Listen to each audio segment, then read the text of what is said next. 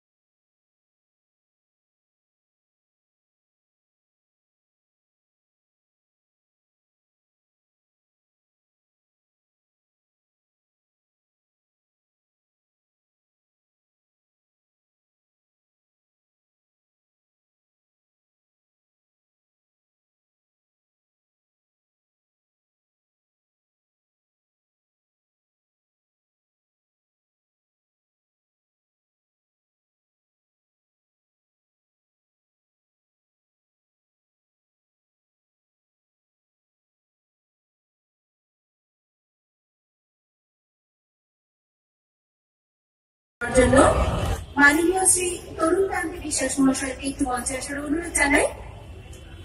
আমরা শিল্পীর হাতে একটি মানপত্র তুলে দেব। মঞ্চে আসার জন্য অনুরোধ জানাচ্ছি মাননীয় শ্রী তরুণ কান্তি বিশ্বাস মহাশয়কে।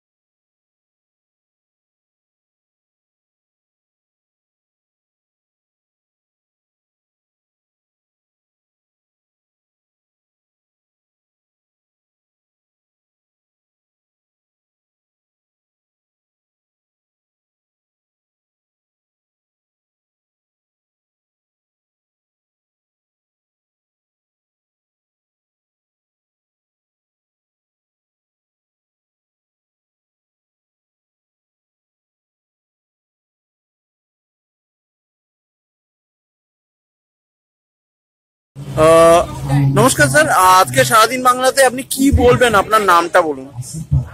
আমার নাম সনদ বিশ্বাস, আমি মধ্যমগ্রামের একজন নাগরিক। আমি আজকে মধ্যমগ্রামে বইমেলা আমি ষষ্ঠ বছরে পদার্পণ করেছি। প্রথম বছর থেকেই বইমেলার সঙ্গে যুক্ত আছি। যে কোনো সমস্যা আমার ইত্যাদি কারণে সাহায্য করে থাকি এবং আমি বই প্রেমিক বলতে পারেন। বইয়ের এবং নিজে প্রতি বছরই বিভিন্ন উৎসবের সময়, দীপাবলি উৎসবের সময় স্টল দিয়ে থাকি। এখানেও আজকে স্টল হয়েছে মার্কসিক সাহিত্য বিক্রয় কেন্দ্র, সেখানেও আমি ওই স্টলেও আছি। আর গতকাল ছিলাম, গত বছর ছিলাম, আজকে ওখানে আছি।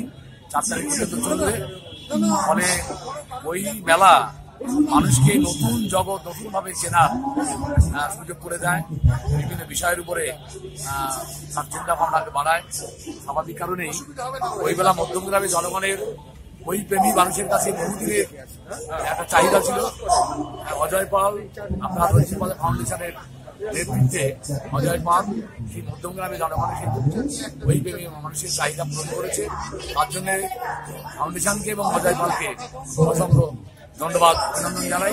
যদিও প্রতি বছরই এই বইমেলা তৈরি করার ক্ষেত্রে কিছু ছোটখাটো প্রতিবন্ধকতা হাজির হয়, সেই প্রতিবন্ধকতাকে বাইপাস করেই লড়াই করেই বইমেলা চলছে এবং মধ্যমগ্রামে বইপ্রেমী মানুষের এই বইমেলা আরো অনেক বড় হবে। তাদের মনের যে আশা আকাঙ্ক্ষা তা দূর করতে সাহায্য করবে।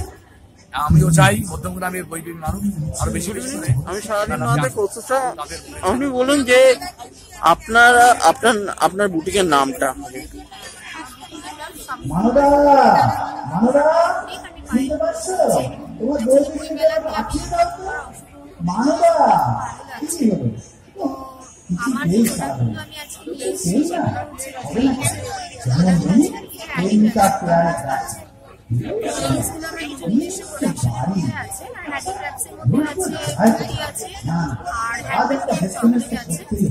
শাড়ি রয়েছে, শাড়ি আনিনি আমি, আর ব্লাউজ পিস কিছু রয়েছে, সেগুলো কাঁথার উপরে রয়েছে। আচ্ছা, আপনার বুটিকেতে অন্য জুয়েলারি ফুয়েলারি কিছু তৈরি হয়? জুয়েলারিও আছে, অ্যাকচুয়ালি জুয়েলারিটা আমি আজকে আনিনি, জুয়েলারিটা আস্তে আস্তে এগুলো আস্তে আস্তে নেব। আজকে থেকে আজকে গতকাল থেকে স্টার্ট করেছি, এটা আস্তে আস্তে। আচ্ছা, আপনি বললেন একটা আপনাদের এনজিও আছে, সেটা সম্বন্ধে একটু বলুন। অল ইন্ডিয়া ব্রাদারহুড ফাউন্ডেশন, এটা আমাদের গভর্নমেন্ট রেজিস্টার্ড এনজিও। এখানে যে সমস্ত এনজিও যে সমস্ত কাজকর্ম হয়ে থাকে, যেমন বাচ্চাদের এডুকেশন বা তাদের কাউন্সিলিং করানো বা কম্বল বিতরণ, এনজিও যে সমস্ত কাজ, সেই সমস্ত পাশাপাশি আমরা লিগাল যে মানুষের যারা গরিব আছে, হ্যাঁ, উকিলদের কাছে তারা বিনামূল্যে আইনি পরামর্শ নিতে পারবে, বা তার সাথে সাথে পরবর্তী যদি কোনো তারা কাজ করতে চায় তো তার জন্য যতটুকু প্রয়োজন ততটুকু মূল্যেই যাতে তাদের কাজটা সম্পূর্ণ করা যায়, সেই ব্যবস্থার জন্য আমাদের এই ক্যাম্পটা আমরা আরো করেছি। আচ্ছা, আপনাদের অফিসটা কোথায়? আমাদের অফিস হচ্ছে বসুনগর গেট নাম্বার 3 মধ্যমগ্রাম। আচ্ছা, আপনি একটা বই লিখেছেন, যেই বইটা আমি কিনেছি এবং বইটাকে পড়া হয়নি। বইটা আপনি কি হিসাবে লিখেছেন সেটা একটু বলুন। বইটা অ্যাকচুয়ালি আমরা পথ চলতি প্রচুর মানুষের সাথে আমাদের দৈনিক দেখা হয়, তো আমি তো একটা সংগঠনের সাথে যুক্ত, দ্বিতীয়ত আমি স্কুল শিক্ষিকা। তো আমাকে বাসে, ট্রেনে বা অটোতে যাতায়াত করার সময় নানান মানুষের সাথে আমার আলাপ হয়। এবার তাদের এই জীবনে যে ছোট ছোট টুকরো কথাগুলোকে আমি সম্পূর্ণের মধ্যে তুলে ধরেছি, মানে বইটা পড়লেই বোঝা যাবে আচ্ছা। বাস্তবের সাথে আর কি লিঙ্ক রয়েছে। আচ্ছা, এছাড়া আপনি আইনি কোনো পরামর্শ বই লেখেন? না, আমি ল স্টুডেন্ট